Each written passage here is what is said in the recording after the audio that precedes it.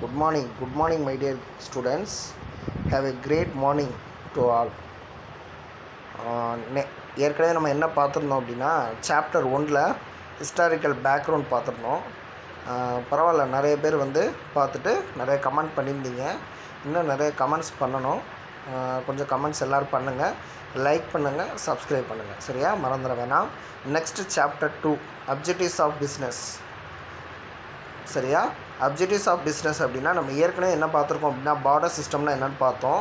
அதுக்கப்புறம் பார்த்தீங்கன்னா குட்ஸ் எப்படி வந்து ஒரு இடத்துலேருந்து இன்னொரு இடத்துக்கு கொடுக்குறது, எப்படி எக்ஸ்சேஞ்ச் பண்ணுறது, இது எல்லாமே நம்ம பார்த்துருந்தோம். இப்போ என்ன பார்க்கணும் அப்படின்னா ஒரு பிஸ்னஸ், அதாவது ஒரு தொழிலினுடைய நோக்கங்கள் என்னென்னு பார்க்கணும். சரியா, எப்போவுமே இங்கிலீஷ் மீடியத்துக்கு பொருந்தோம், தமிழ் மீடியத்துக்கு பொருந்தோம், கொஞ்சம் பார்த்துக்கோங்க. சரியா, ஓகே. அப்ஜெக்டிவ்ஸ் ஆஃப் பிஸ்னஸ் அப்படின்னா என்ன அப்படின்னா ஒரு தொழிலில் இருக்கக்கூடிய விஷயங்களில் எதை நோக்கி வந்து பயணிக்கிறாங்க, அவங்களுடைய நோக்கமே என்னது, சுருக்கமாக சொல்லணும் அப்படின்னா அந்த சாப்டர் 2ல் சொல்லணும் அப்படின்னா என்னது, ஒரே ஒரு விஷயந்தான். என்னப்பா சொல்லுங்க பாப்பா, யாராவது உங்கள் எல்லாருக்கும் மைண்டில் தோன்ற ஒரே ஒரு விஷயம் என்னது, லாபம், ப்ராஃபிட் மட்டும்தான். ப்ராஃபிட் இல்லைன்னு என்ன செய்ய முடியாது, பிஸ்னஸை வந்து நம்ம ரன் பண்ண முடியாது. சரியா, அதைத்தான் இதில் சொல்லியிருக்காங்க. இதில் லாட் ஆஃப் இமேஜஸ் வந்து உங்களுக்கு க்ரியேட் பண்ணியிருப்பேன், கொஞ்சம் பாருங்கள். போக போக பார்க்க உங்களுக்கு புரியும். சரியா, அதுக்கு முன்னாடி கிளாஸ்க்கு போகிறதுக்கு முன்னாடி கொஞ்சம் பெல் பட்டனை கிளிக் பண்ணிவிட்டு சப்ஸ்கிரைப் பண்ணி வச்சுக்கிறேங்க. சரியா, ஓகே, தேங்க்யூ. நெக்ஸ்ட்டு பாருங்கள், ஃபஸ்ட்டு ஆரம்பிப்போம், ஸ்டார்ட் பண்ணுவோம். Introduction. Human activities. Human activity is an activity performed by a human being to meet his care, need and wants or maybe for personal satisfaction. Human activities can be categorized into economic and non-economic activities. அதாவது ஒரு human activities என்ன சொல்கிறாங்க, அவங்களுடைய தேவைகளை பூர்த்தி பண்ணுறாங்க.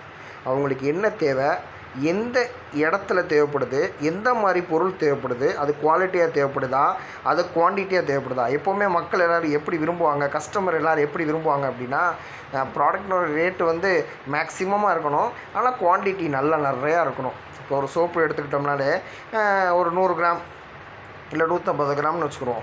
அப்போ ஒரு 100 கிராம் வந்து ஒரு 40 ரூபாய்ன்னு கொடுக்குற இடத்துல 150 கிராம்ங்கிறத 40 ரூபாய்ன்னு கொடுத்தோம்னா கஸ்டமருக்கு ஒரு சாட்டிஸ்ஃபேக்ஷன் கிடைக்கும். சரியா, எப்போவுமே என்ன செய்வாங்க, உங்களுடைய குவான்டிட்டியை அதிகமாக பார்ப்பாங்க. அதே டயத்தில் என்ன பார்ப்பாங்க, காஸ்ட் வைஸ் என்ன செய்யணும், மேனுஃபேக்சரிங் சைடு வந்து ரொம்ப கம்மியான முறையில் தான் கொடுப்பாங்க. ஆனால் வந்து என்ன செய்வாங்க, கஸ்டமருக்கு நல்ல ஒரு திருப்தி பண்ணுற மாதிரி என்ன செய்வாங்க, பண்ணி கொடுப்பாங்க. கஸ்டமர்னால் யார், நுகர்வோருக்கு என்ன செய்வாங்க, அவங்களுக்கு பண்ணி கொடுப்பாங்க. நான் ஏற்கனவே சொல்லியிருக்கேன், ஃபோன் லெசன்லேயே சொல்லியிருக்கேன். கஸ்டமர்னால் யார், கன்சியூமர்னால் யாருங்கிற எக்ஸ்ப்ளனேஷன் உங்களுக்கு கொடுத்துருக்கேன். கஸ்டமர்னால் யார், பொருளை வாங்கிட்டு வந்து கொடுக்குறவங்க. கன்சியூமர்னால் யார், பொருளை யார் யூஸ் பண்ணுறாங்களோ அவங்க தான் யார், கன்சியூமர். ஓகேவா, கஸ்டமர்னால் பொருளை வாங்கிட்டு வந்து கொடுக்குறவங்க, கன்சியூமர்னால் பொருளை யூஸ் பண்ணுறவங்க. யூஸ் பண்ணிவிட்டு தான் அவங்க என்ன கொடுப்பாங்க, ஃபீட்பேக் கொடுப்பாங்க. ஓகே, இதில் என்ன சொல்கிறாங்க மெயினாக அப்படின்னா பாருங்கள், human activities can be categorised into economic and நான் எக்கனாமிக் ஆக்டிவிட்டீஸ். இதை 2 விதமாக பிரிச்சுருக்காங்க. எப்படி பிரிச்சுருக்காங்க, எக்கனாமிக்காக பிரிச்சுருக்காங்க அண்டு நான் எக்கனாமிக் ஆக்டிவிட்டீஸாக 2 விதமாக பிரிச்சுருக்காங்க. இதில் ஃபஸ்ட்டு எக்கனாமிக் ஆக்டிவிட்டீஸ் பார்ப்போம். எக்கனாமிக் ஆக்டிவிட்டீஸ்னால் என்னது, ஃபஸ்ட்டு பாருங்கள், அதில் ஒரு இமேஜ் கொடுத்துருக்கு பாருங்கள். என்னென்ன இமேஜ் கொடுத்துருக்கு பாருங்கள். Activities undertaken with the object of earning money are called economic activities. இந்த 2 மார்க்கில் எழுதினாலே போதும். சரியா, activities undertaken with the object of earning money are called economic activities. ஒரு பொருளாதாரத்தில் என்னது, அவங்களுடைய மணி வந்து என்ன செய்கிறாங்க, எப்போவுமே ஏர்னிங் தான் முக்கியம். சரியா, for example production of goods by manufacturing. ஒரு உற்பத்தி பண்ணுறாங்க, என்ன செய்கிறாங்க, பொருளை வந்து உற்பத்தி பண்ணுறாங்க, அதை வந்து கஸ்டமர்கிட்ட கொண்டாந்து சேர்க்குறாங்க. சரியா, அதுக்கு தான் அந்த இமேஜ் கொடுத்துருக்கு பாருங்கள். பி ரெடியாக இருக்காங்க. அந்த பக்கத்தில் இமேஜ் கொடுத்துருக்கா, economic activity. Chef cooking is in a restaurant. Ready பண்ணிவிட்டு யார்கிட்ட கொடுக்குறாங்க, உட்காந்துருக்க இவங்களுக்கு எல்லாருக்கும் பரிமாறுறாங்க. சரியா, okay. Distribution of goods by wholesaler. ஹோல்சேலர்னால் யார், மொத்த வியாபாரி. ஹோல்சேலர்னால் யார், மொத்த வியாபாரி. சரியா, இதை தான் சொல்கிறாங்க எக்கனாமிக் ஆக்டிவிட்டீஸ். ஓகே, நான் எக்கனாமிக் ஆக்டிவிட்டீஸ்னால் என்னது, சமைக்கிறாங்கள, ஸ்மெல் பண்ணி பார்க்குறாங்களே. இப்போ பாருங்களேன், activities undertaking to satisfy social and psychological needs are called நான் எக்கனாமிக் ஆக்டிவிட்டீஸ். அப்படின்னா என்னது, அவங்களோட ஆக்டிவிட்டீஸ் எப்போவுமே எப்படி இருக்கணும், சாட்டிஸ்ஃபேக்ஷனாக இருக்கணும். அவங்களுடைய சைக்காலஜி வந்து எப்படி இருக்கணும், எப்போவுமே ரொம்ப ஆக்டிவிட்டியாக இருக்கணும். For example cooking food for ஃபேமிலியிலே என்ன செய்கிறது, குக் பண்ணி அவங்களே என்ன செய்கிறது, சாப்பிட்டுக்கிறது. செலிப்ரேட்டிங் ஃபெஸ்டிவல்ஸ், வாட்சிங் மூவிங் இன் ஏ என்னது தேட்டர்ஸ். சரியா, இந்த மாதிரி விஷயங்கள், அதாவது ஃபேமிலியோடு என்ன செய்கிறது, ஸ்பெண்ட் பண்ணுறது, இது எல்லாமே என்னது நான் எக்கனாமிக் ஆக்டிவிட்டீஸ்னு சொல்லுவாங்க. சரியா, இந்த ரெண்டுக்கு உண்டான டிஃப்ரென்ஸ் தான் ரொம்ப ரொம்ப முக்கியமான கொஸ்டின். இதை கொஞ்சம் நோட் பண்ணி வச்சுக்கிறேங்க.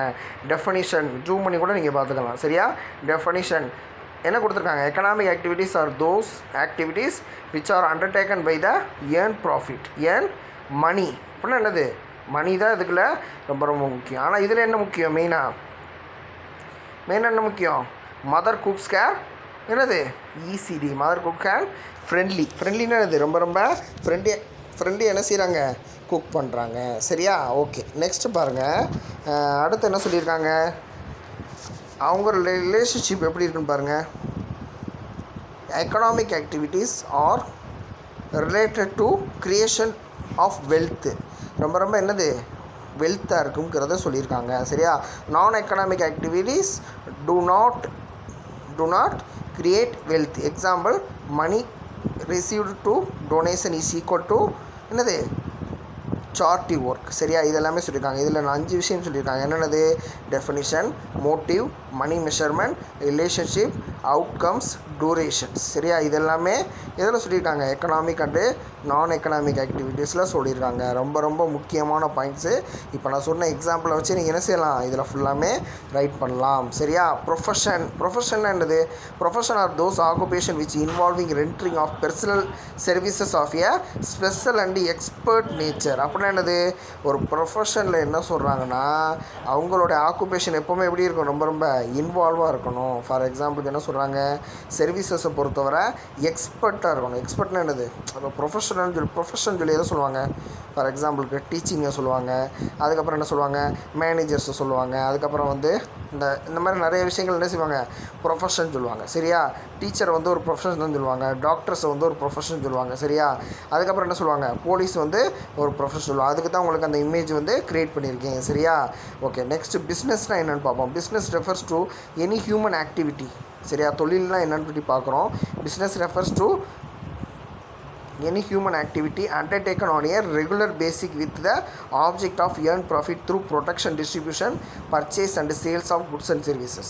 அதாவது பிஸ்னஸ்னால என்னது, பொருளை உற்பத்தி பண்ணுறோம், உற்பத்தி பண்ண பொருளை என்ன செய்கிறோம், கஸ்டமர்கிட்ட கொண்டு விற்கிறோம், விற்று நம்ம என்ன பார்ப்போம், ப்ராஃபிட்டை ஏர்ன் பண்ணுவோம். சரியா, அதுதான் அதனுடைய மெயின் நோக்கம். சரியா, என்னடா வேகமாக போகிறேன்னு நினைக்கக்கூடாது. இதுதான் விஷயங்கள் இதுதான் கொடுத்துருக்காங்க. ரொம்ப ரொம்ப ஈஸியான ஒரு சப்ஜெக்ட் அப்படின்னா அது காமர்ஸ் சப்ஜெக்ட் தான். சரியா, கிளாசிஃபிகேஷன் ஆஃப் பிஸ்னஸ் ஆக்டிவிட்டீஸ் அப்படின்னா என்னது, business activities are classified on the basis of size, ownership and functions.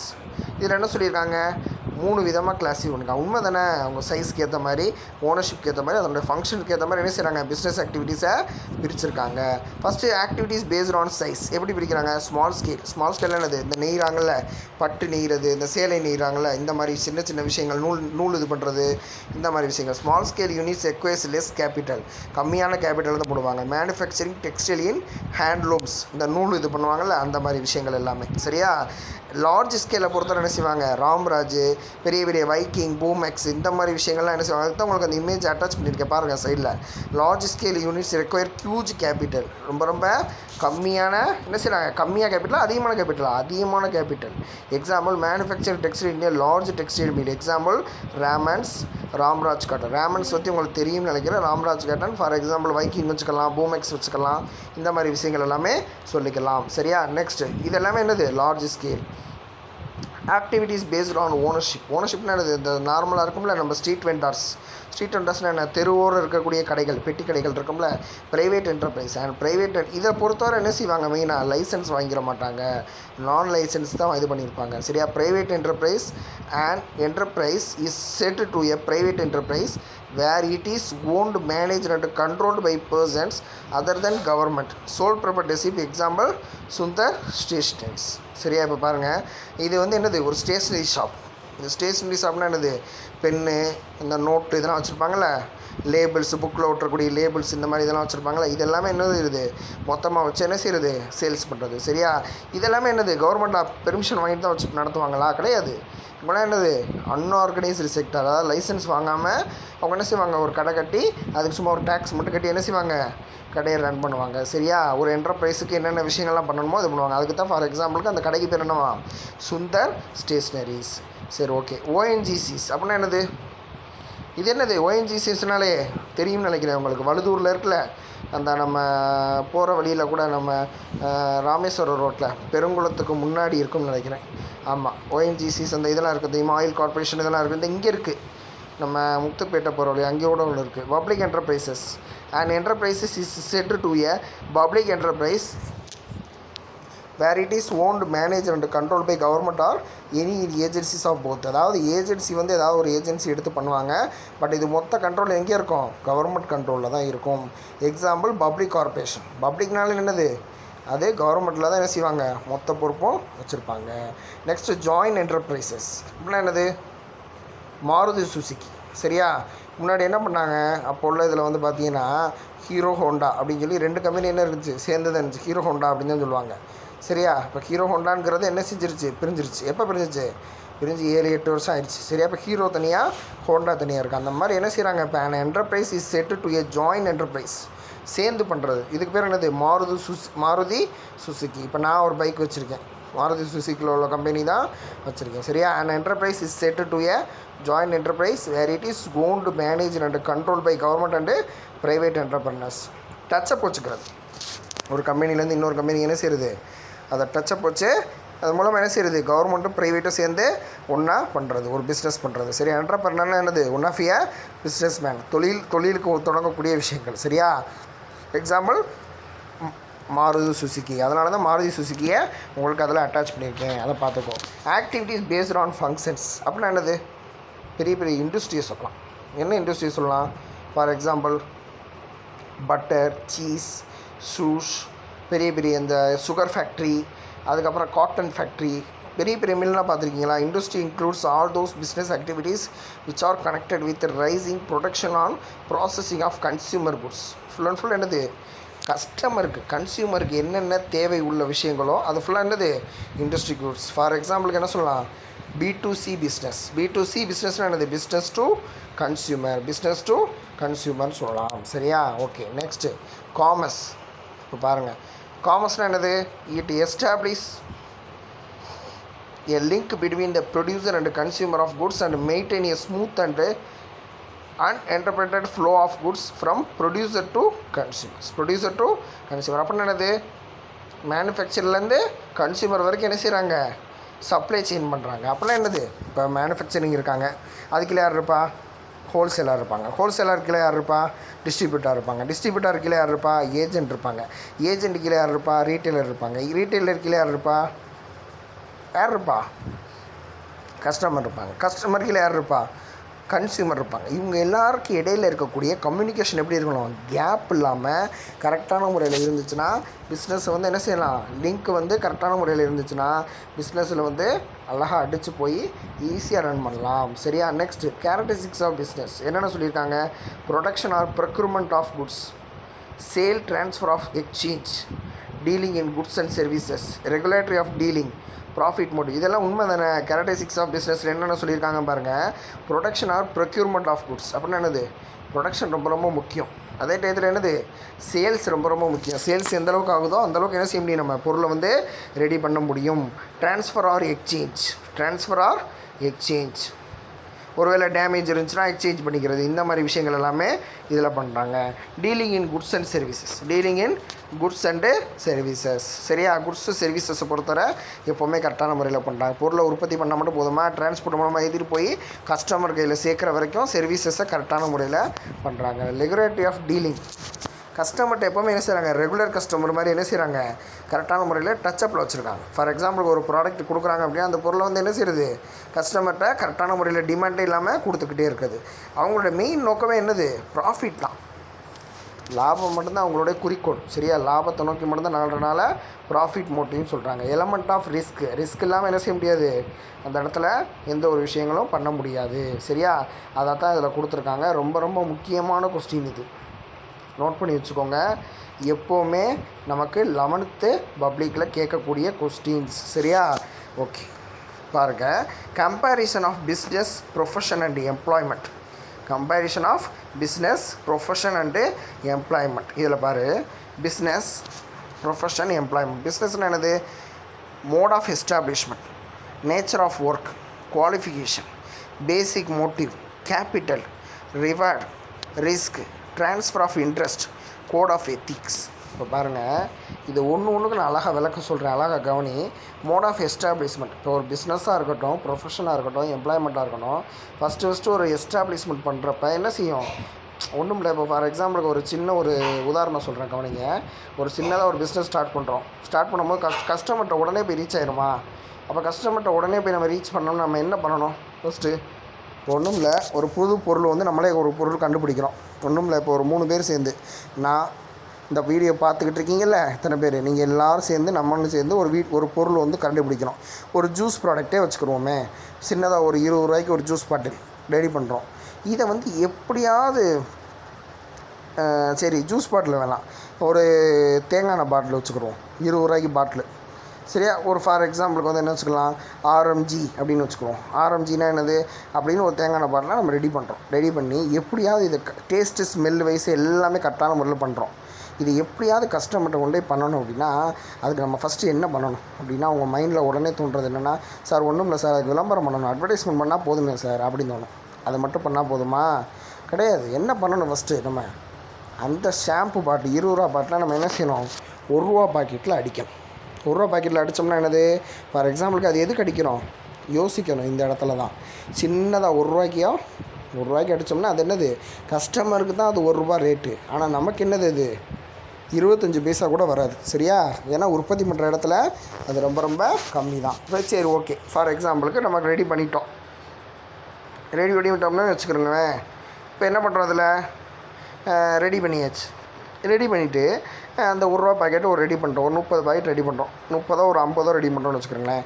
அது எப்படி கஸ்டமர்கிட்ட எப்படியாவது கொண்டு கொடுக்கணும், சேர்க்கணும். பரவாயில்ல, 1 ரூபா போனாலும் பரவாயில்ல, 50 ரூபா போனாலும் பரவாயில்ல, 50 பாக்கெட்டுக்கு 50 ரூபா போனாலும் பரவாயில்ல. ஆனால் கஸ்டமர் இதை பார்த்துட்டு அடுத்து அந்த 20 ரூபாய்க்கு ஏன்னா எப்படியாவது வாங்க வைக்கணும். அப்படின்னா நம்ம என்ன பண்ணலாம்னா, ஒன்றுமே கிடையாது.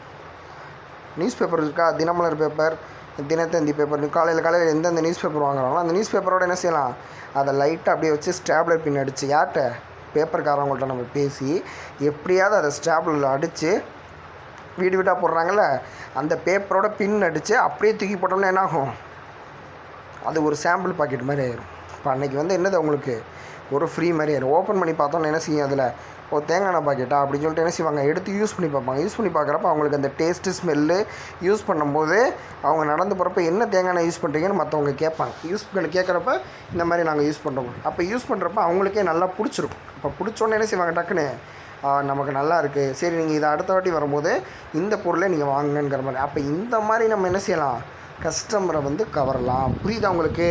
இது தான்ப்பா மார்க்கெட்டிங்கோடைய விஷயம். சரியா, எப்படியாவது பொருளை கொண்டு போய் சேர்க்கணும், யார்கிட்ட, கஸ்டமர்கிட்ட கொண்டு போய் சேர்க்கணும். நமக்கு தேவை மணி, காசு தான் நமக்கு முக்கியம். சரியா, அதைத்தான் இதில் மெயினாக சொல்லியிருக்காங்க. நேச்சர் ஆஃப் ஒர்க்கை பொறுத்தவரை எப்படி இருக்கணும், பப்ளிக்கு கரெக்டான முறையில் சர்வீசஸ் பண்ணணும். சரியா, ஓகே. அதே மாதிரி குவாலிஃபிகேஷனை பொறுத்தவரை எப்படி இருக்கணும், நோ மினிமம் ஸ்பெஷாலிட்டி இன் என்னது எசென்சியல். இதை பொறுத்தவரை education and training in special field. இதில் என்ன சொல்லியிருக்காங்க, மினிமம் குவாலிஃபிகேஷன் இஸ் எசென்சியல். இதில் எம்ப்ளாய்மெண்ட்டில், வேலை வாய்ப்பில் என்ன சொல்லியிருக்காங்க, இதை சொல்லியிருக்காங்க. கேபிட்டலை பொறுத்தவரை இன்வெஸ்ட்மெண்ட் வந்து என்னது, ரொம்ப ரொம்ப கம்மியான முறையில் இருக்கும். இதில் கொஞ்சம் கூட இருக்கும். இதில் நோ கேபிட்டல் ரெக்குயர்மெண்ட். ரிவார்டை பொறுத்தவரை ப்ராஃபிட்டு, இது ப்ரொஃபஷன் ஃபீ, இதில் என்னது சேல்ரி ஆர் வேஜஸ். சரியா, இந்த மாதிரி விஷயங்கள் எல்லாமே கொடுக்குறது. சரியா, ஓகே. மொத்தம் 9 பாயிண்ட் இருக்குது, நம்ம 6 பாயிண்ட் பார்த்துருக்கோம். 6 பாயிண்ட் பார்த்தா போதும். சரியா, 6 பாயிண்ட் எழுதினாலே போதும். Okay. Objectives of business, target என்னது, மெயினாக வந்து பிஸ்னஸ் வந்து நம்ம டார்கெட் பண்ணுறது என்னது, நான் அப்போதே சொல்லிட்டேன், ப்ராஃபிட் மட்டும்தான்ங்கிறது. அதை தான் இதில் கொடுத்துருக்கு. அதுக்கு நம்ம என்ன பண்ணணும், profit, future success. First profit earn பண்ணணும். அடுத்து என்ன செய்யணும், அதை விட ப்ராஃபிட் ஏர்ன் பண்ணி அடுத்து இன்னொரு பிரான்ச் ஓப்பன் பண்ணணும். அடுத்து என்ன செய்யணும், ஒரு சொசைட்டியில் நல்ல ஒரு பிரான்ச் ஓப்பன் பண்ணி ஃப்யூச்சரில் நம்ம என்ன செய்யணும், சக்ஸஸ் ஆகணும். சரியா, பெரிய பெரிய அம்பானி மாதிரி என்ன செய்யணும், சக்ஸஸ் ஆகணுங்கிறது தான் நம்மளுடைய நோக்கம். எக்கனாமிக் அப்ஜெக்டிவ்ஸ் அதைத்தான் நான் அந்த சைடில் டயக்ராமில் கொடுத்துருக்கேன் பாருங்கள்.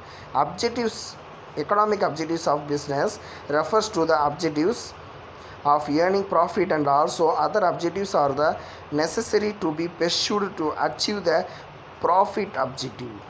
அதுதான் அதனுடைய நோக்கம். சோசியல் அப்ஜெக்டிவ் அப்படின்னா என்னது, சோசியல் அப்ஜெக்டிவ்னா என்னது, ஒரு 6 விஷயம் சொல்கிறாங்க. என்னென்ன social objectives, quality of goods, நான் அப்போதே சொல்லிட்டேன். எந்த ஒரு பொருள் கொடுத்தாலும் எப்படி இருக்கணும், எப்போவுமே குவாலிட்டியாக இருக்கணும். அற்ற டயத்தில் எப்படி இருக்கணும், ஆன்டி சோசியல் ப்ராக்டிசஸ், மோர் எம்ப்ளாய்மெண்ட், வேலைவாய்ப்புகளுக்கு என்ன செய்யணும், அதிகமான முறையில் கொடுக்கணும். வேலைவாய்ப்புகள்லாம் என்னது, அதை வாங்கும் போது என்ன செய்யணும், அவங்களுடைய ஆர்வமாக என்ன செய்யணும், அந்த பொருளை வந்து வாங்கிட்டே இருக்கும். டிமாண்டே இல்லாமல் சப்ளை வந்து என்ன செய்யணும், அதிகரிச்சுக்கிட்டே இருக்கும். கோஆப்ரேஷன் வித் கவர்மெண்ட்டுக்கு என்ன செய்யணும், ஒரு கோஆப்ரேஷன் கொடுக்கணும். அவங்களுக்கு தனியாக ஒரு அமௌண்ட் கொடுத்து டேக்ஸ் கட்டி என்ன செய்யணும், பொருட்களை சேல்ஸ் பண்ணணும். Slums and pollution, welfare of employees, இதெல்லாமே பண்ணணும். அப்படின்னா என்னது பாருங்கள் பார்ப்போம். Social objectives are those objectives of business which are decided to be achieved for the benefit of the society. Since business operates in a society by utilizing its scarce resources, the society expects something in return for its welfare. இதில் என்ன சொல்கிறாங்க, சோசியலை பொறுத்தவரை அதாவது ஒரு சமூகத்தில் நம்ம என்ன செய்யணும், இதனுடைய நோக்கங்களை, அதாவது நம்ம எதை நோக்கி நம்ம இது பண்ணணும், ஃபஸ்ட்டு வந்து நம்ம பேர் வாங்கணும், நல்ல ஒரு நேம் க்ரியேட் பண்ணணும். அதுக்கப்புறம் என்ன செய்யணும், ப்ராஃபிட் நமக்கு முக்கியம். ப்ராஃபிட் ஒரு பக்கத்து இருந்தாலும் நல்ல நேம் க்ரியேட், ப்ராஃபிட் எப்போ வேணாலும் பண்ணலாம். ஃபஸ்ட் டைம் நமக்கு வந்து ஒரு லாஸ் கிடைக்கலனாலும் போட்ட பணத்தை எடுத்தால் கூட போதும். ஆனால் நமக்கு என்ன வேணும், நேம் வந்து க்ரியேட் ஆகணும். அதுதான் நமக்கு ரொம்ப ரொம்ப முக்கியம். இந்த மாதிரி விஷயங்கள் எல்லாமே இதில் பண்ணணும். சரியா, ஓகே. நெக்ஸ்ட் ஆர்கனைசேஷனல் அப்ஜெக்டிவ்ஸ் அப்படின்னா என்னது பாருங்கள். ஆர்கனைசேஷனல் அப்ஜெக்டிவ்ஸ்னால் என்ன, எடுத்தோடனே நீங்கள் மேலே போயிட முடியுமா, அதுக்கு தான் ஃபார் எக்ஸாம்பிளுக்கு அந்த சைடு இமேஜ் கொடுத்துருக்கேன் பாருங்கள். எடுத்தோடனே ஒரு கம்பெனியில் நீங்கள் இருக்கீங்க, ஒரு கம்பெனியில் இருக்கீங்கன்னா என்னது, ஒரு பொருளை உற்பத்தி பண்ணுறீங்க. உற்பத்தி பண்ணோடனே ஃபஸ்ட்டு எடுத்தோடனே வந்து ஒரு 4 ஸ்டேஜ் சொல்லுவாங்க. இன்ட்ரோடக்ஷன், க்ரோத், மெச்சூரிட்டி, டெக்லைன் சொல்லுவாங்க. ஆரம்ப ஸ்டேஜ்லேயே நீங்கள் ஒரு பொருளை வந்து அந்த சொன்னேன்ல 20 ரூபாய்க்கு தேங்காய் எண்ணெய் பாட்டில் சொன்னேன்ல, அந்த தேங்காய் எண்ணெய் பாட்டில் வந்து நீங்கள் கண்டுபிடிச்சி ஆரம்பத்திலே நீங்கள் வந்து போட்டில் அன்றைக்கினே ஒரு மாதத்துலேயே நீங்கள் மேலே போயிட முடியுமா, முடியாது. படிப்படியாக தான் என்ன செய்ய முடியும், முன்னேற முடியும். The organizational objectives denote those objectives an organizational intend to accomplish during the course of its existence in the economic, like expansion and modernization, supply of quality of goods to customer satisfaction. இதுதான்ப்பா முக்கியம். எப்போவுமே என்ன பண்ணணும், supply வந்து எப்படி இருக்கணும், குவாலிட்டியாக இருக்கணும். அதே டயத்தில் எப்படி இருக்கணும், குட்ஸ் வந்து கன்சியூமருக்கு வந்து அட்ட டயத்தில் கரெக்டான முறையில் டிரான்ஸ்போர்ட்டேஷனாக இருக்கட்டும், நேரடியாகவும் இருக்கட்டும், பெட்டி கடைகளாகவே இருக்கட்டும், கரெக்டான முறையில் போய்கிட்டே இருக்கணும். இல்லைங்கிறதுக்கு பேச்சே இருக்கக்கூடாது. ஆனால் மெயினாக நம்ம கஸ்டமருக்கு என்ன வேணும், சாட்டிஸ்ஃபேக்ஷன் ரொம்ப ரொம்ப முக்கியம். அவங்களுக்கு மன திருப்தி ரொம்ப ரொம்ப முக்கியம். அதைத்தான் இதில் சொல்லியிருக்காங்க. சரியா, நெக்ஸ்ட்டு ஹியூமன் அப்ஜெக்டிவ்ஸ். ஹியூமனுக்கு என்ன அப்ஜெக்டிவ்ஸ் தேவைப்படுது, அவங்களுடைய நோக்கங்கள் என்ன. Labour welfare, developing human resources, participate management, labour management cooperation அப்படின்னா என்னது, அவங்களுடைய சைக்காலஜிக்கலாகவே என்ன இருக்கணும், அவங்களுக்கு மெயினாகவே டெவலப்மெண்ட் முக்கியம். இப்போ ஃபார் எக்ஸாம்பிளுக்கு பவர் சோப் இருக்குது. பவர் சோப் உங்களுக்கு தெரியும்னு நினைக்கிறேன். அந்த வாசனை சோப் இருக்குல்ல, யூஸ் பண்ணோம்ல குளிக்கிறதுக்கு. அதுக்கு நம்ம என்ன பண்ணுவோம், ஃபஸ்ட்டு பவர் சோப்பில் வந்து ஃபஸ்ட்டு ஒரு சோப் கொண்டு வந்தாங்க. அதுக்கப்புறம் 2 சோப்பு, 3 ஃப்ளேவர் கொண்டு வந்தாங்க. இந்த 3-4 ஃப்ளேவர் நல்லா மூவ் ஆகி போயிட்டு இருக்கும்போது திடீர்னு என்ன பண்ணாங்க, பப்பாயா சோப்புன்னு ஒன்று கொண்டு வந்தாங்க. உங்களுக்கே நல்லா தெரியும்னு நினைக்கிறேன். பவர் சோப்பில் பப்பாயா சோப்புன்னு சொல்லி ஒன்று கொண்டு வந்தாங்க. அது யாருக்காக கொண்டு வந்தாங்க, மெயினாக உமன்ஸுக்காக கொண்டு வந்த சோப்பு அது. சரியா, அந்த சோப்பை கொண்டு வந்தோடனே என்ன ஆயிடுச்சு, மார்க்கெட்டில் நல்ல ஒரு மூவ்மெண்ட் இருந்துச்சா, இல்லை. ஏன், அட்வர்டைஸ்மெண்ட் வந்து சரியான முறையில் பண்ணலை. ஆரம்பத்தில் பண்ணாங்க, அதோடு என்ன செஞ்சுட்டாங்க, ஸ்டாப் ஆனதுனால அது டிக்ளைனாக என்ன செஞ்சிருச்சு, இறங்கிருச்சு. தொடர்ந்து என்ன செய்யணும், அவங்களோட ஹியூமனுக்கு வந்து தேவை உள்ள விஷயங்களை, நோக்கங்களை நோக்கி நகண்டுக்கிட்டே இருக்கணும். அப்படி இல்லைன்னா அது என்ன ஆயிரும், இப்போ அந்த பொருள் என்ன ஆயிடுச்சு, பப்பாயா சோப்பு ஸ்டாப் ஆயிடுச்சு. சரியா, இந்த மாதிரி விஷயங்கள் எல்லாமே இதில் சொல்கிறாங்க. நேஷ்னல் அப்ஜெக்டிவ்ஸ், தேசிய லெவலில் இருக்கக்கூடிய விஷயங்கள் என்னென்னது, ஸ்ட்ரென்த்து, வீக்னஸ்ஸு, ஆப்பர்ச்சுனிட்டிஸ், த்ரெட்டுன்னு சொல்லுவாங்க. ஸ்வாட் அனாலிசிஸ் சொல்லுவாங்க. அப்படின்னா என்னது, strength of economic structure, increase national income, proper distribution of income and wealth, removing unemployment problem. இப்போ இதெல்லாமே என்னது, அதாவது ஸ்ட்ரென்த் ஆஃப் எக்கனாமிக் ஸ்ட்ரக்சர்னால் என்னது, ஒரு எக்கனாமிக் ஸ்ட்ரக்சரில் என்ன செய்கிறாங்க, நல்ல ஒரு ஈடு கொடுக்குறாங்க, ஸ்ட்ரென்த்து நல்லா ஈடு கொடுக்குறாங்க. இன்க்ரீஸ் நேஷ்னல் இன்கம், தேசிய லெவலில் என்ன செய்கிறாங்க, அதிகப்படியான முறையில் இன்க்ரீசஸ் பண்ணுறாங்க. எதை இன்க்ரீஸ் பண்ணுறாங்க, இன்கம் இன்க்ரீஸ் பண்ணுறாங்க. Proper distribution of income and wealth அப்படின்னு என்னது, டிஸ்ட்ரிபியூஷன் லெவலில் என்ன செய்கிறாங்க, இன்கம் வந்து கரெக்டான முறையில் ப்ராப்பராக பண்ணுறாங்க. ரிமூவிங் அன்எம்ப்ளாய்மெண்ட் ப்ராப்ளம், வேலை வாய்ப்புகளே இல்லாமல் இருக்கக்கூடாது, அன்எம்ப்ளாய்மெண்ட்டாகவே இருக்கக்கூடாது. சரியா, எம்ப்ளாய்மெண்ட்டுக்கு வந்து என்ன செய்யணும், கரெக்டான முறையில் பண்ணணும். அன்எம்ப்ளாய்மெண்ட் ரேட் என்னது 6%. சரியா, ஓகே, இதெல்லாம் தெரிஞ்சு வச்சுக்கிறோங்க. நெக்ஸ்ட்டு ஓகே, இதோடு நமக்கு என்ன முடியுது அப்படின்னா செகண்ட் சாப்டர் என்ன செய்யுது நமக்கு முடியுது. சரியா, ரொம்ப ரொம்ப ஈஸியான யூனிட். ஓகேவா, இந்த வீடியோவை ஃபுல்லாக பார்த்துருப்பீங்க, ஃபுல்லாக கேட்டிருப்பீங்கன்னு நினைக்கிறேன். பார்த்துட்டு ஃபுல்லாக எக்ஸ்ப்ளனேஷன் ஃபுல்லாக பார்த்துட்டு இந்த வீடியோவை பார்த்துட்டு உங்களுடைய கருத்துக்களை கமெண்ட்டில் பதிவு செய்யுங்க. சரியா, ஓகே, தேங்க்யூ ஸ்டூடெண்ட்ஸ்.